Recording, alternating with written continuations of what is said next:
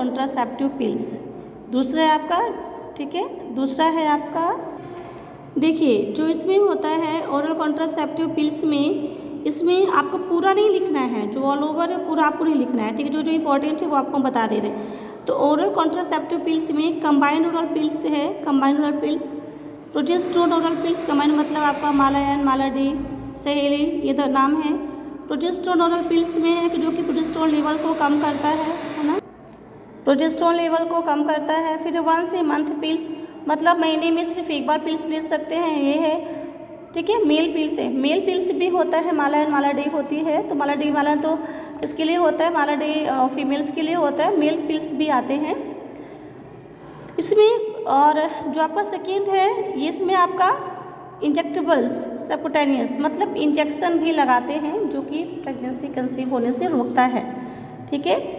उसके बाद फिर है हमारा नेचुरल कॉन्ट्रासेप्टिव। नेचुरल में हमारा आता है सेफ पीरियड, है ना, मतलब जैसे आपको ये पता है ना कि जो मेंस्ट्रुअल साइकिल होता है वो 28 डेज़ का साइकिल होता है ना, तो 28 डेज साइकिल में ये पता है कि इसमें सेफ पीरियड है, अनसेफ, मतलब ये कि जो सेफ पीरियड, अगर सेफ पीरियड के दौरान आप फिजिकल रिलेशन बनाते हैं तो प्रेगनेंसी कंसीव नहीं होगी, और अनसेफ पीरियड के दौरान अगर फिजिकल रिलेशन बनाएंगे तो प्रेगनेंसी कंसीव होगी। तो उसमें ये पता होना चाहिए कि जो सेफ पीरियड कब है और अनसेफ पीरियड हमारा कब है। तो जो 28 डेज़ का साइकिल होता है उसमें 14 डेज सेफ होते हैं, 14 डेज अनसेफ होते हैं, बस ये सिर्फ आपको जानना होता है, ठीक है। उसके बाद है हमारा ब्रेस्ट फीडिंग। अगर लैक्टेटिव वुमेन है, अगर वो एक्सक्लूसिव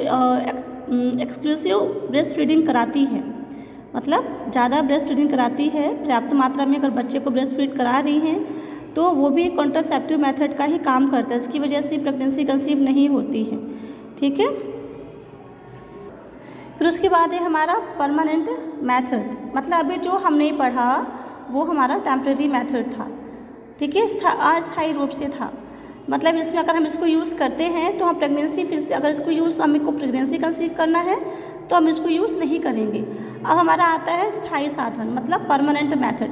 जो परमानेंट मेथड है इसको बांटा गया है दो भागों में, ठीक है, इसको दो भागों में डिवाइड किया गया है, एक आपका मेल के लिए है और एक आपका, ठीक है, मेल के लिए, एक आपका फीमेल के लिए है। तो जो फीमेल्स के लिए है वो होता है ट्रेडिशनल ट्यूबैक्टोमी होता है, मिनी लैब ऑपरेशन होता है, लैप्रोस्कोपिक स्टराइजेशन होता है, और पुरुषों के लिए नोस्कैप सिफोसी वेसेक्टोमी होता है, NSV, ठीक है।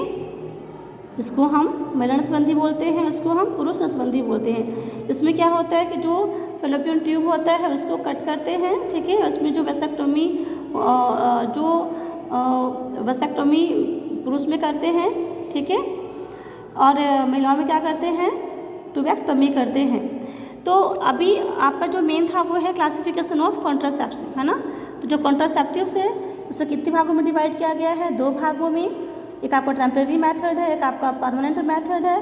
तो जो परमानेंट मेथड है, जो टेम्परेरी मेथड है, इसको चार भागों में डिवाइड किया गया है, एक आपका barrier contraceptive method, intrauterine contraceptive device, hormonal method और नेचुरल कॉन्ट्रासेप्टिव्स, ठीक है। जो हमारा बैरियर कॉन्ट्रासेप्टिव मेथड है उसको तीन भागों में डिवाइड किया गया है कि फिजिकल, केमिकल और कंबाइंड। जो फिजिकल में है वो मेल कंडोम है, फीमेल कंडोम है, डायफ्राम है, विजाइनल है और स्पंज है, ठीक है। और जो केमिकल में है वो फॉर्म है टैबलेट से तथा फॉर्म, और आपका ये क्रीम है, जेली है, सोल्यूबल सपोजिटरी है, ठीक है। इसमें जो आप पढ़ सकें उसी को आप करिएगा, पूरा आपको नहीं लिखना है, जो आपके लिए मेन इंपॉर्टेंस है वो इसी को लिखिएगा। कंबाइंड में आपको कंडोम के साथ क्रीम या जेली भी यूज़ करना, वो कंबाइंड हो जाता है, मिश्रित हो जाता है, मतलब संयुक्त रूप से, है ना। उसके बाद है फिर आपका इंट्रायूट्राइन कॉन्ट्रासेप्टिव डिवाइस में, इसमें आपका नॉन मेडिकेटेड और मेडिकेटेड दो भागों में डिवाइड किया गया। जो नॉन मेडिकेटेड है, जो पहले चलता था वो फर्स्ट जनरेशन का IUCD था, लिम्पस लूप जिसको बोलते हैं, और जो मेडिकेटेड था वो मेडिकेटेड में है वो है सेकेंड जनरेशन IUCD और थर्ड जनरेशन IUCD, ठीक है।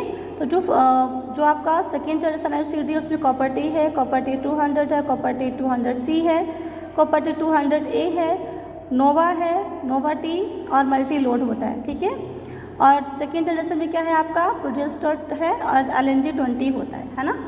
तो इसके बारे में जो ये है, इसके बारे में हम आपको डिटेल्स में नोट्स प्रोवाइड करेंगे और डिटेल्स में हम आपको समझाएंगे, ठीक है। ये भी इवन सभी पूरा आपको समझाएंगे।